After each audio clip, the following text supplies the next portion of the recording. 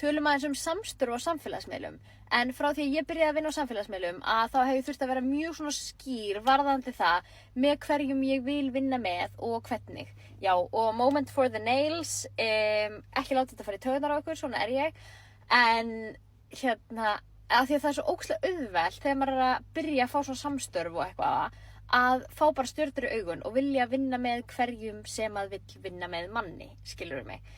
Og já, og ég hef bara frá upphafi verið rosalega skýr með þetta og það hjálpa mér líka að ég get aldrei mælt með neinu sem að ég myndi ekki kaupa sjálf, skiljiði. Ef að ég er ekki tilbúin að eyða peningum í þetta, af hverju ætti ég að vera að hvetja ykkur til þess að eyða peningum í þetta? Þannig að það hjálpa mjög mikið, en filterinn sem ég er með, áður en að ég byrja að vinna með nýju fyrirtæki, að þá hugsa ég alltaf, myndi ég auglýsa þetta fyrirtæki frítt án þess að fá borga fyrir það? Og í öllum tilfellum eiginlega, að þá hef ég verið að auglýsa þessi fyrirtæki frítt áður en ég byrjaði að fá borga fyrir það. Þú veist, hversu oft hef ég verið að sýna ykkur hvað ég er að kaupa í bónus? Og ég var að auglýsa Indó áður en að við byrjuðum að vinna saman. Ég var búin að vera að tala lífeyrissjóðinn og lífeyrismál.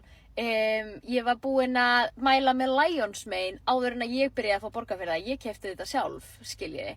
Þú veist, þannig að þetta er rosalega stór filter og öll fyrirtæki sem að komast ekki gegnum þennan filter er ég bara, nei, sorry, þú veist, við getum ekki unnið saman.